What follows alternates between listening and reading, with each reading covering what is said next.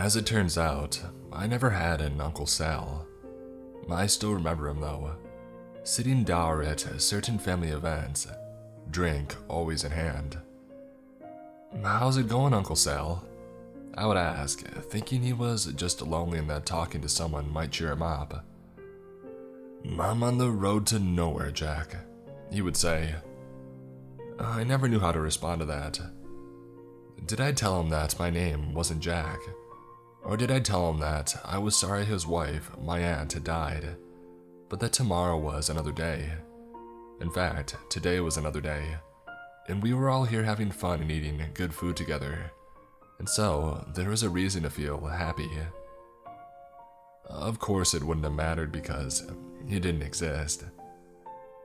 Always sitting there silently, sometimes deigning to validate the adequacy of the turkey dinner when pressed, and always telling me when I tried to cheer him up that he was on the road to nowhere. "You are too, Jack," he would say. The last that I or anybody saw of Uncle Sal was 22 years ago, on November 1st, early in the morning before the sun was even up. I was in the kitchen, rooting through the drawers to find out where my parents had hidden the last of the Halloween candy. Out of the silence, there was suddenly much ado at the front door, a rattling of the knob, followed by a series of bangs, which spooked me for a moment, as I recalled images of monsters in the dark from the night before, until the familiar voice had called out, "For Christ's sakes, it's Sal, let me in."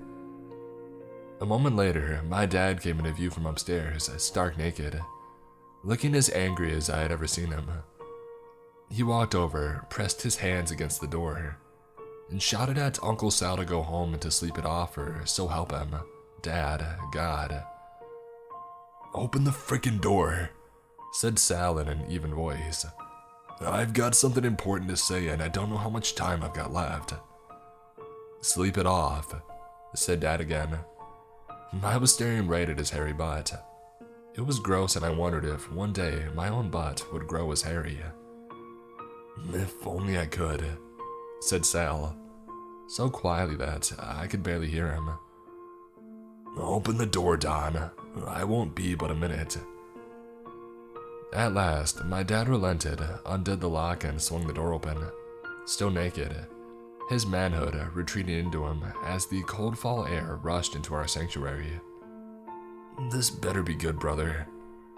"It's bad," said Sal, stepping inside, and seeming somehow to darken our house. And then to me, "Well, you might as well hear this too, Jack." "I'm not Jack," I said in a small voice. "Well, and I'm not your Uncle Sal. That's what I came here to say." My father's anger, I noticed, had not abated. "So you got a little high and had to share this great insight with us, huh? I'll tell you what, you're right. You're not a part of this family, not anymore. This has been the last straw, barging in here like a maniac. You're nothing now." "That's the exact truth," said Sal sadly. I heard a noise coming from my closet. It sounded awful, like nails on a chalkboard, you know. It triggers a response inside of you. You can physically feel it sliding into your ears and entering your body, prodding your nerves and making you shiver. I found that I was suddenly shivering myself. "What was it?" I asked. "It's nonsense," said my dad. "And unless your former uncle vacates the property post-haste, I'm calling the police to have him removed." When Sal had made no move to leave, my father's hairy butt stalked off into the kitchen where the phone was located. "I didn't know what it was at first," said Sal, now staring up the staircase, as if he had expected something to come down it at any moment. "I was too afraid to look. Didn't need anything from the closet anyway. Just a bunch of old memories in there, and dead suits that I had no use for. So I stayed right away. Spent a lot of time at the bar, and when I was drunk enough, I would stumble home and sleep on the couch." I could still hear it. No, I could still feel it, but it wasn't so bad when I was slashed in down the hall from it. But you did find out what it was, I asked, both eager to know and afraid to know. I heard my father talking into the phone in the kitchen. I did, said Sal, because, well, it sounds ridiculous now. But I suppose that anything we do seems ridiculous from the right distance. Well, anyway, one night, I was there on the couch, my head swimming in liquor, and my bank account dangerously dwindling. And I asked myself, what kind of man are you, afraid of his own closet? And I resolved then and there that I would stop the noise with my own bare hands. On the surface level, I did convince myself that it was all just some problem with the pipes beyond the wall. But deep down, I knew that wasn't it at all. I could feel it in my cells, my atoms, and after I had foolishly gathered some tools from the garage, the feeling grew stronger with each step I took towards my bedroom. With each decibel, that godforsaken noise increased. So did my dread at facing it. My father returned to where we were standing by the door in front of the stairwell. Police are on their way, he said. I'm going to get dressed. Stay a minute, Don. I'm just getting to the point. I was waiting for you. This is the last you'll ever hear from me, so another minute won't hurt. I could hear the bed on the floor above us creak, and my mother put her feet on the ground. She plodded off into the bathroom. You've got 1 minute, said my dad, if the police don't cut you off. Good, said my uncle. So there I was, tool bag in one hand, doorknob in the other, ready to face whatever it was in that closet. And I was still shivering on account of the sound. That sound is a warning of what I'm about to tell you, if I can cobble together the words. Sal paused and reached into his coat pocket for a cigarette. You can't smoke in here, said my dad. Arrest me then, said Sal, lighting up. And then he continued. I opened the door and I saw the source of the sound. It was coming from this crack. Not a crack in the wall, a crack in what we think of as reality. And it was wide enough where I could see a little bit into it, into what's lying behind what I now understand to be the paper-thin veneer of our reality. And it was crystalline.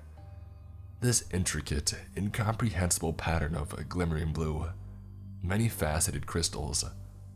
And then I leaned in to stick my head through the crack.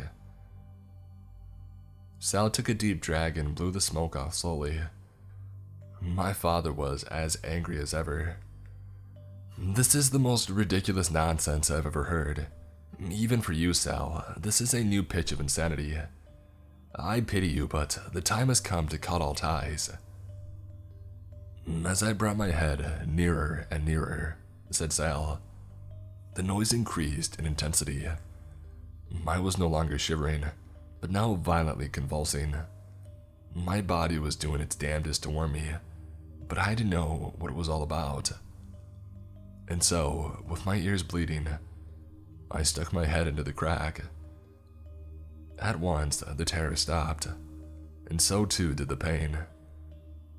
Now I was looking at reality as it really was, controlled by these cold blue crystals. I didn't know if there was a consciousness there, but there was something there, something making it all happen, something experimenting. Again, whether the experiments were deliberate or not was unclear. I felt a will. But if it was a will aimed at a specific purpose or not, I didn't know. Your minute is up, said my dad. Just in time because that's the end of the story. What I discovered is that I don't exist. Not really, never have. Thus concluding, Sal flicked his cigarette butt out the front door, which was still standing wide open despite the cold. That's just as good as the truth, said my father. You certainly never did anything with the life you were given. Take care, Don, said Sal. He turned to me. You too, Jack. My name isn't Jack, I said, though I wanted to say so much more. I wanted to ask so many questions, but they wouldn't come to my lips. I could only insist that my name wasn't Jack, though part of me wondered if it was. Sal turned around and walked out of her house, closing the door behind him, cutting off my view of the creeping red sunrise. It took some time and a great deal of trouble before I understood that my family was not merely pretending that Uncle Sal had never existed. To them, he hadn't. Nor did I find any physical evidence of his existence, despite digging through long-forgotten photographs in the attic, and even going so far as to bicycle the 30 miles to the house that he had bought with my aunt, only to be told by the current owner that she had lived there for the past 20 years, and didn't know anybody by the name of Sal. At first, I was desperate to convince people that Uncle Sal had in fact existed, but all I got from my efforts were looks ranging from annoyance to concern, and more than once the suggestion that maybe it was time to talk to somebody about all of this. Somebody with a nice couch that I could stretch out on, and who knew things about how my mind worked that I myself didn't know. And so after a while, I decided that there was no point in trying to convince anyone of what I knew to be the truth. It has been easy enough through the years to forget about somebody who is universally agreed to have existed, and even easier, I found, to forget about somebody who nobody else remembers ever existing. At most, Uncle Sal would come to mind in a flash when I would say, look over an old chair in the corner of the dining room, where he used to sit and glower during family events. Or sometimes I would catch some awful sound that made me shiver. A fork scraped against a ceramic plate, for example. And I would think of him and his crack in reality. I remember once asking my high school science teacher, whom I had admired a great deal, why certain sounds like nails on a chalkboard affected us the way they did. That's an excellent question, said Mr. Hartley. I won't pretend to have the answer, but I can offer a hypothesis. Most likely, there is a time in our evolutionary history when reacting with visceral revulsion to such sounds afforded us a greater chance of survival. Say these sounds sounded similar to the call of some ancient predator that stalked us in the night. Having an extra sensitivity to these sorts of sounds would help alert us to dangerous presences that meant to harm us. On the other hand, this theory is a little too neat. It's entirely possible that there's no good reason at all. That one day our ancestors randomly developed this trait, and since it didn't kill them, it stuck around as other, more useful traits worked towards our survival. So nobody really knows? I asked. Mr. Hartley smiled. I'll confess that I'm not an expert on the subject. I'll tell you what though, Jim. If you want to research this topic and hand in a report on it, I'll give you extra credit. Not that you need it at all. But I truly believe that learning something about the world we live in is its own reward, and frankly, I'm hoping that you take up the challenge, so that I might learn something too. I accepted the assignment and researched the topic. At the time, the year 2000, the most authoritative study was done in 1986. One scientist reproduced the sound with a forked garden tool on a chalkboard, and then separated out the different frequencies contained in it. They found that it was the middle range of pitches that caused feelings of revulsion in the subjects. They concluded, as Mr. Hartley had, that our response to these sounds was likely due to the offending pitches resembling the call of some predator early on in our evolution, such as possibly a certain type of monkey. Now armed with a perfectly rational explanation for why we were repulsed by these sounds, I forgot about Uncle Sal entirely for several years. The world was a place that made sense. It wasn't some bizarre, experimental illusion created by cold, alien things lurking behind a sheet of opaque paper. I was quite sure of that. Now, we'll skip ahead around 20 years, through the building of a life that has been, on the whole, quite happy and fulfilling, to yesterday afternoon. I returned to my nice house on the outskirts of a small coastal town, where I had been teaching at a small, well-endowed university. My wife Alicia was in her studio working on a painting. The children, I remembered, were on a play date with friends that would stretch into the evening. A perfect opportunity, I thought, for lovemaking. "Hey, sweetie," I said, sticking my head into the studio. "You up for taking a little break? Maybe have a glass of wine with me." Alicia peeked around the canvas. She had red streaks of paint across her forehead, which turned me on. "Sure," she said, smiling sweetly. "Let me go wash up." "No," I said. "I like it better this way." My wife laughed, and we went down to the kitchen together to select a bottle of wine. "Something white," she said. "I've seen enough red for today. This piece I'm working on now, it may be the one that does me in." "Sounds dramatic," I said, picking out a Pinot Grigio and holding up the bottle for approval. Alicia nodded. "When do I get to see it anyway?" I asked, uncorking the bottle. "I think it's formed enough now to look like something other than a swirling mess of placenta, so whenever you like." I poured out 2 glasses full and handed one to Alicia. "Hey," she said, "before I forget, who's Uncle Sal?" I froze with the glass of wine inches from my lips. "Who?" "Some guy claiming to be your uncle. Said he's been trying to reach you all day, so he tried my number. He had a message for you that I wrote down. How come you never told me that you have an uncle?"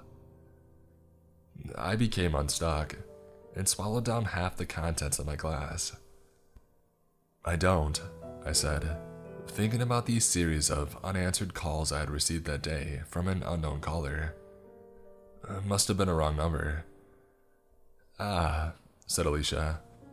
"He did say that the message was for a Jack. But you know, some people use that as a nickname for James, so I thought that's all it was. The message was quite strange too. I can't remember what it said for some reason, just that it was strange. It's up in the studio." I shivered. "Might as well just toss it in the trash since, it's not for me. I never had an Uncle Sal or even knew anybody by the name of Sal. Just a wrong number." "Got it," said Alicia.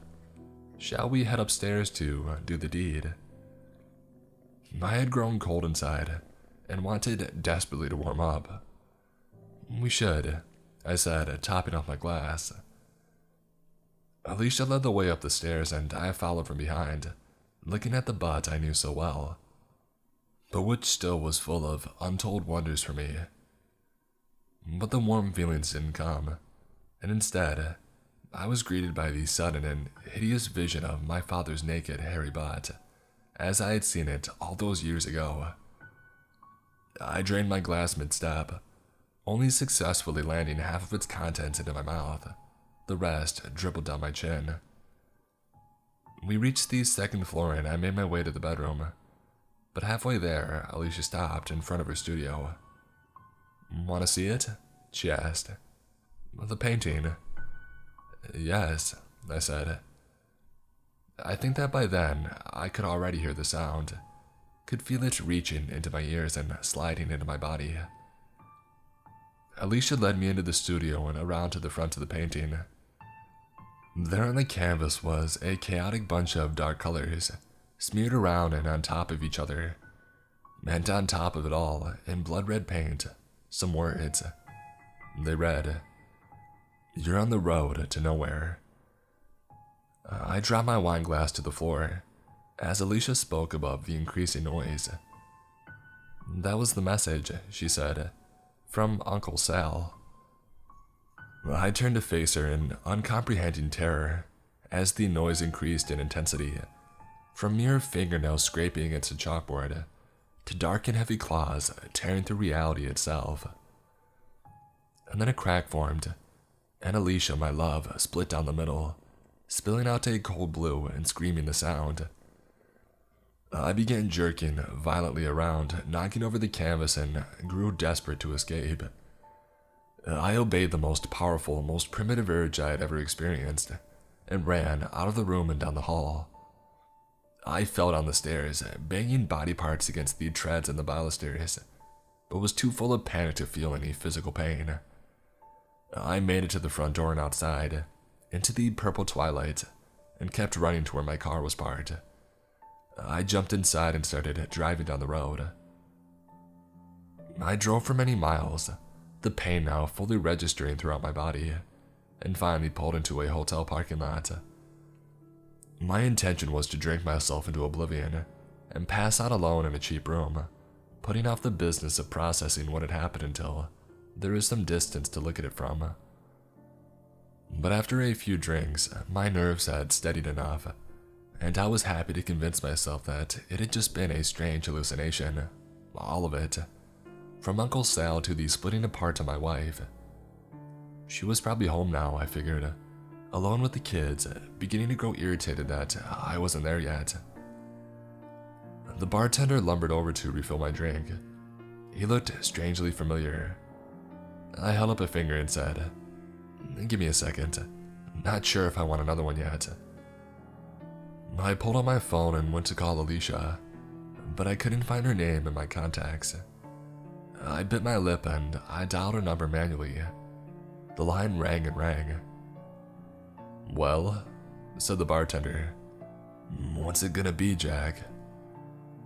I terminated the call and then pulled out my wallet and placed a $50 bill on the bar top. "Keep the change," I said, standing up. "And my name's not Jack. It never was. And don't you forget it." And then I walked out into the cold night.